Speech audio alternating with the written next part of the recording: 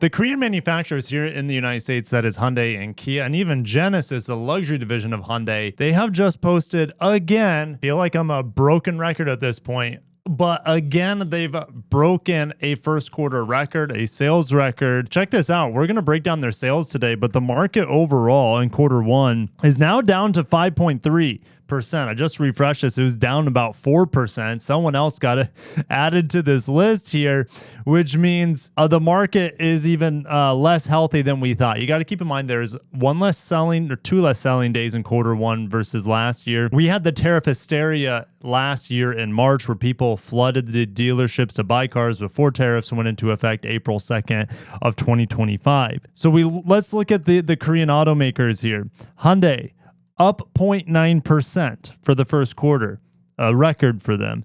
Genesis, up 4.6%, a record for them. Kia is outperforming Hyundai here, selling a positive 4%. If you combine all the brands from Korea together, they're up 2.6%. If you missed my attendance and driving impressions of the Kia Telluride and the Kia Telluride event, it was my first Kia event, so I was very, very excited. But yeah, the vehicle is absolutely incredible. It's S tier.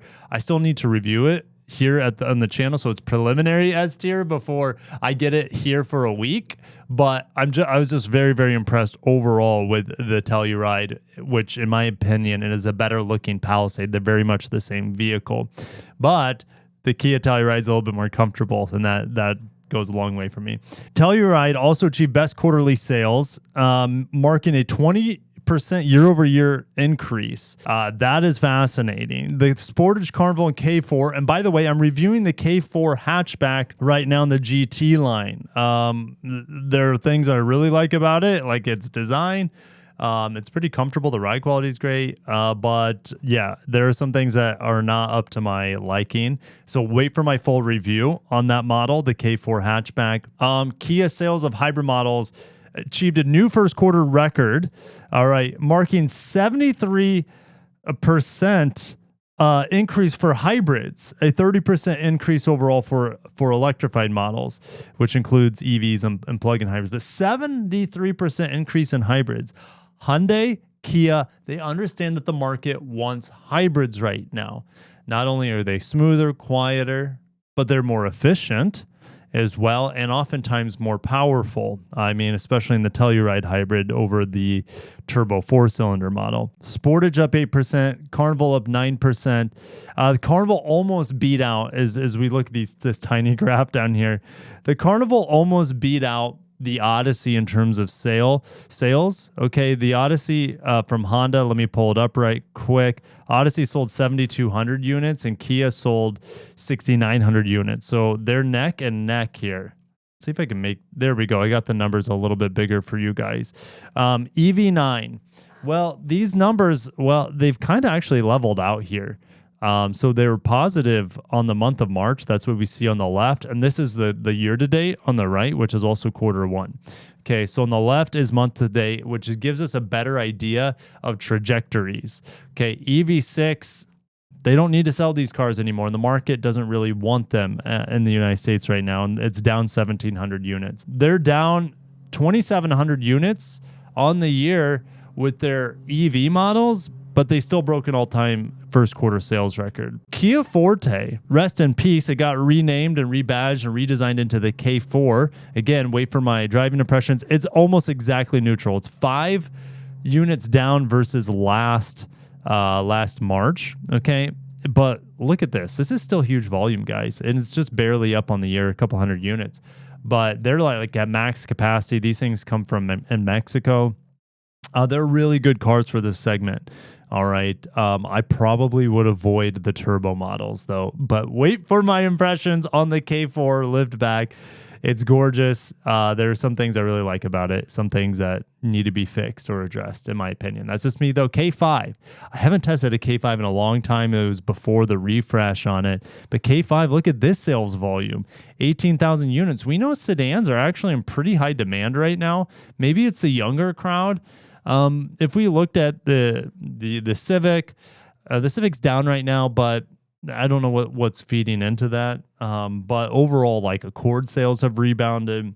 We know Corolla and Camry sales are doing really well. So sedan sales are doing wonders right now in the industry. So they kind of hit rock bottom, if not having a little bit of a resurgence again. So Kia taking advantage of their very affordable and attractive sedans. Okay, the Kia Soul, rest in peace, guys. Again, their EV models are down thousands of units. The Soul is down 8,000 units, and Kia still posted a record Q1. We're seeing similar things like with Toyota. Well, Toyota didn't post a record, but these companies are able to hang on despite certain. Well, I'm saying these companies, Kia and Toyota is what I'm referring to, and Honda as well to an extent. But a lot of these companies are able to hold on, even though some of their traditional models, like core models, like not the Seltos, the Soul, not being there. Okay, for Toyota, the RAV4s are not there right now because of the new model switchover. But Kia is still weathering this storm really, really well. And yes, they're down, okay, about 2,000 units. But like I said, so much of that volume is just EVs. And that's okay because they're not losing money on the EVs right now by over-incentivizing too many.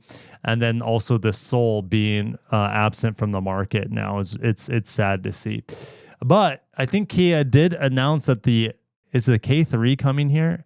Yeah, I think it is. I think they mentioned that at the auto show. I don't know what they're going to do the Niro. The Niro is a hybrid, so you'd think the hybrid would be highly sought after. It's pretty funky looking. Its sales are actually up about 2,000 units this year, so that's making up for the lack in EV sales right there. I don't know what they're going to do with the Niro. They might discontinue it and just make as many freaking Seltos as they can. The new Seltos is going to have a CVT naturally aspirated engine. It's going to have a turbo with an 8-speed auto, if I remember correctly, and it's going to have the new 6-speed auto hybrid, 2-motor hybrid on it as well. So it's going to be the only vehicle in its class, the subcompact crossover class, that has 3 powertrain options, which is amazing. I cannot wait for the new Seltos. I think it's gorgeous inside and out. Okay, and the Seltos sales are actually up 3,000 units this year. Sportage. I think the Sportage, it's in need of a redesign, in my opinion. Let's get on to the Sportage. This is their volume seller. Look at the numbers, okay? 44,000 units. It's up about 7,000 units over the K4. And the Sportage is one of the most affordable hybrids on the market right now. You can get in front-wheel drive. You can get these for under $30,000, a Sportage hybrid. It's spacious. It looks cool with the updated star map headlights and daytime running lights. I like the Sportage. I'm a big fan of it. I'm not a big fan of the non-hybrid Hyundai and Kia midsize crossovers, though. And the reason is that the programming is not great with the 8-speed auto, but they're just so underpowered and those engines are so loud. The naturally aspirated non-hybrid Sportage and also the counterpart, the Tucson. So if you're into a Sportage, definitely consider the hybrid. It's way better and it's worth any price premium, in my opinion, over the non-hybrid. Okay, Sorento. It's down 4,000 units. It's down a lot on the month as well, almost 2,000 units. The Sorento needs a full makeover, needs a full redesign, in my opinion, and it will be getting it in the future. We'll be getting more hybrid options. Or updated hybrid options, I should say, with the new 2-motor 6-speed auto hybrid with the 1.6 turbo. It's going to be fantastic. The new Sportage will get that hybrid eventually too. This Sorento, like I would take a Santa Fe over it. I like the Santa Fe over it, but they're very similar. The Santa Fe seems a little bit more spacious, more unique design.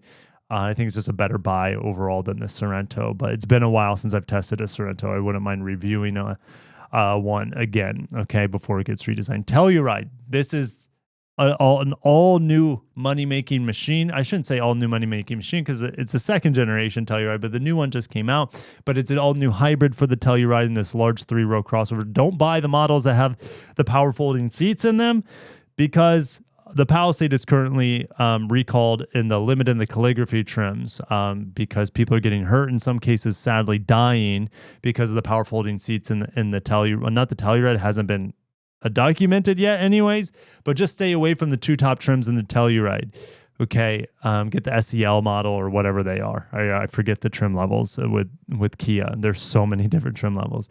Okay, but stay away from the power folding seats. Get the hybrid if you want. The turbo 4-cylinder I would probably pick that over the V6 in the Palisade, because the V6 in the Palisade, even though it's smooth and it feels good, it is pretty underpowered and it's pretty doggy. But it sounds good. It feels good. It idles nicely.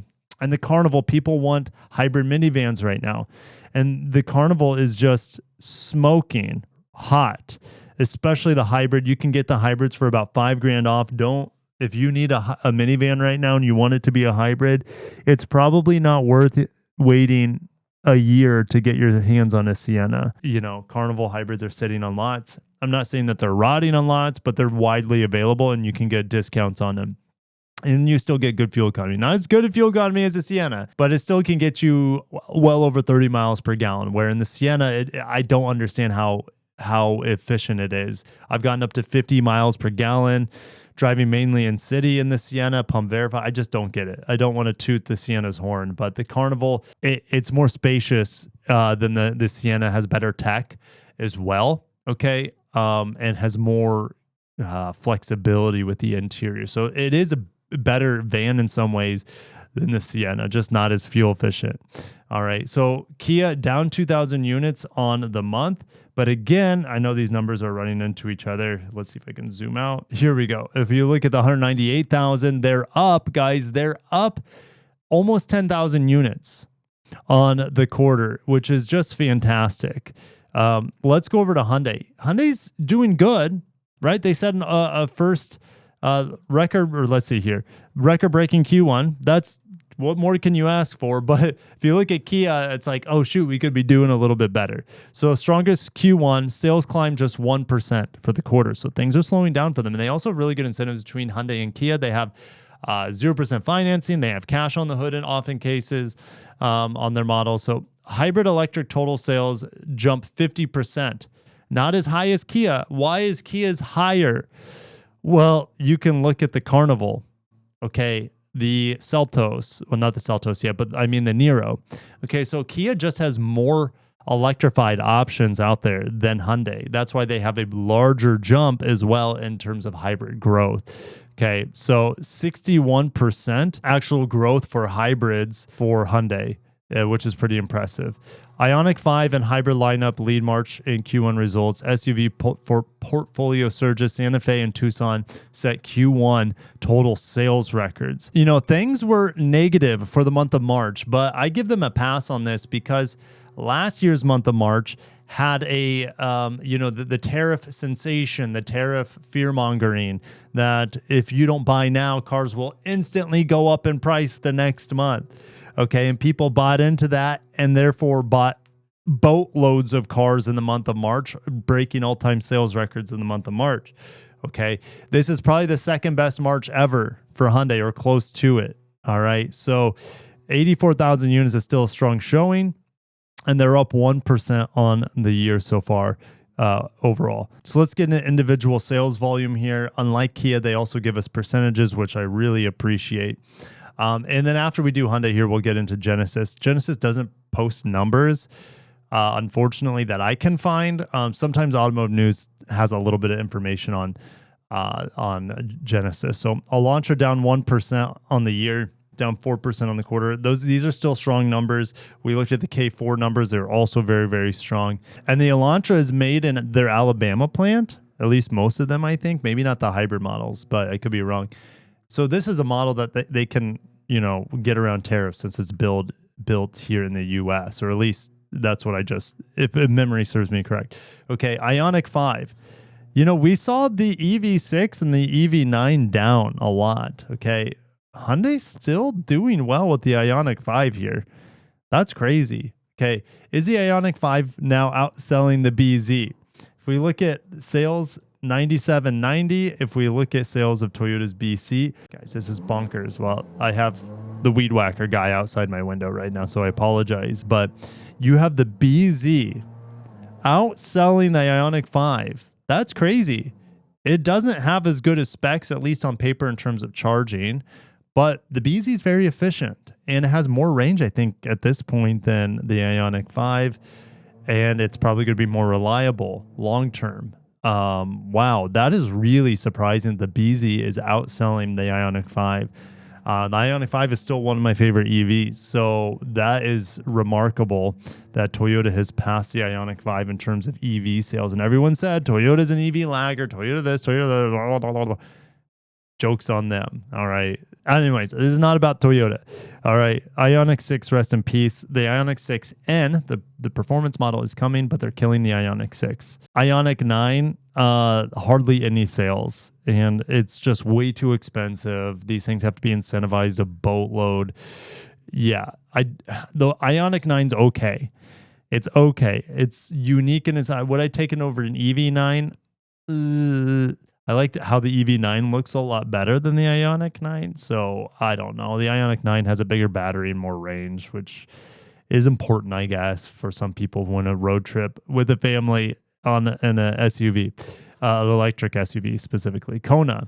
This vehicle needs a hybrid. It needs to be, here's the sad thing. It just got redesigned in the last, what was it, 2-3 years ago? When I did the media drive for the Kona, and this model is going to fall behind, especially the Seltos. I think the Seltos will eat its lunch when the Seltos comes out with the hybrid. So Kona, we'll see what happens with it. I don't think it's best I think in some ways it's best in segment. I think the controls are amazing inside the Kona. The comfort's pretty good.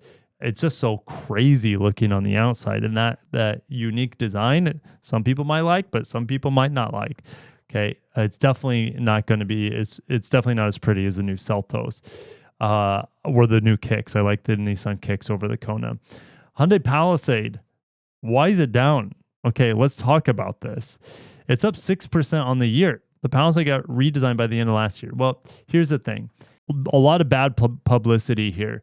And it's their own freaking fault, okay, with their power folding seat issue. So they have a recall and a stop sale on the 2 highest trims. So that's going to affect sales. But also people are just like scared of buying a Palisade because this news is fresh, okay, on a child passing away because of their power folding seats not stopping. And I documented this in my media drive, during my media drive with the Palisade calligraphy, and I just saw the seat going forward and smashing into the driver's seat when you press that fold away button. And I'm like, if there's a kid in here, yikes.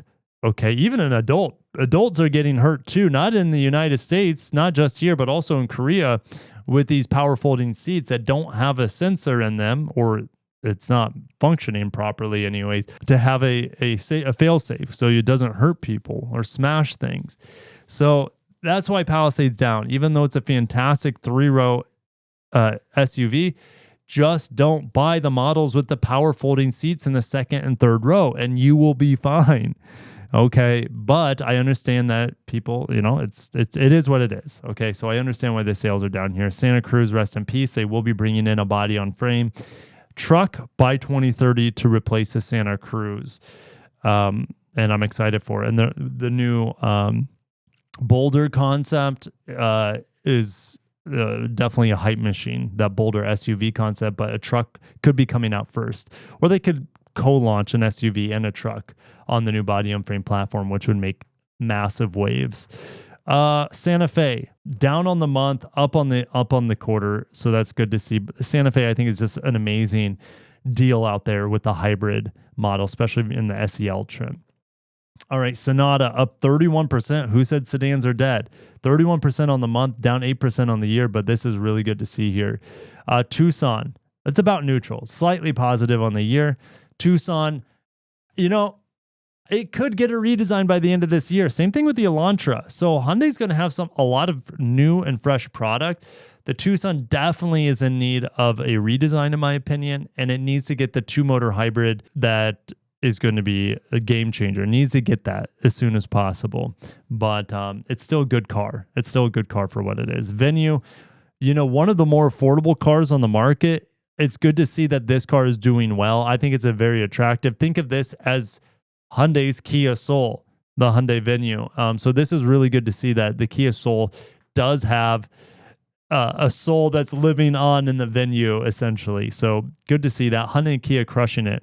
Now, can I find anything in regards to Genesis here? Genesis stretched its winning streak to 18 months, meaning 18 months of year-over-year growth.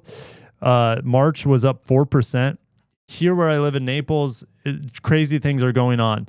Okay, Infiniti moved in with Nissan because they just don't have the sales volume to support a dealership. And the Genesis dealership is like across the street. Well, it's not, because a Hyundai dealership is across town, sort of, from where that Infiniti dealership is, because that's where the Nissan dealership is now. But pretty much across the street from the Nissan/Infiniti, cohabitated dealership, they're building an all-new Genesis dealership from the ground up. Okay, so Genesis is expanding, not only with their sales, but also with their future. These investments of standalone dealerships is potentially going to be massively beneficial for the growth of Genesis, with better sales, service, etc. We've seen a jump in GV70 deliveries of 32%. First quarter sales of the luxury brand also set a record. So Genesis is it's cruising, man. So good for Genesis here with having 18,000 sales. How does Genesis look in terms of sales volume versus Infiniti? Well, I have Infiniti sales. Infiniti has sold 12,000 units. 12,000 units. Genesis at 18,000 units. Whereas Acura at 32,000. But Acura's sales volume will go down because, RDX is still selling right now, but RDX production is done. So once they're sold out of RDX, it's going to be down to under 30,000 is my prediction for quarterly sales, or at least, if we look at the monthly sales here, Genesis is still 5,000 units behind. But, RDX sales, let's say that's 2,000 units minimum per month. Genesis is going to be knocking on the door of Acura before you know it. Look, Genesis is about ready to pass Lincoln as well. They're not far behind Lincoln sales. All right, what about Cadillac? I'm curious. Cadillac has sold 31,000. So, Genesis isn't going to touch that anytime soon, in theory. Okay, Genesis also has hybrids coming, which should benefit their brand and desirability. So that is exciting for the luxury division of Hyundai and Kia. So thank you guys for watching. If you appreciated this, let me know in the comments, or just hit the like button. That helps me out. I still am going to do more sales updates because we have let me show you real quick. I have BMW here. I have General Motors. I have Ford. I have Stellantis sales. Okay, that's the new Xterra. Well, that's just a rendering. So anyways, I have more stuff I still have to do from the domestics and the Europeans. So if you guys are excited for that, definitely make sure you subscribe. And make sure to watch the videos I've already pumped out, from the Toyota and Lexus sales to the Honda and Acura sales to the I did a three special with Subaru, Mazda, and Mitsubishi, how they're all struggling massively right now. And then I just did one on Nissan too. So thank you guys. Catch you in the next one. Have a great day. Love the ones around you, and peace.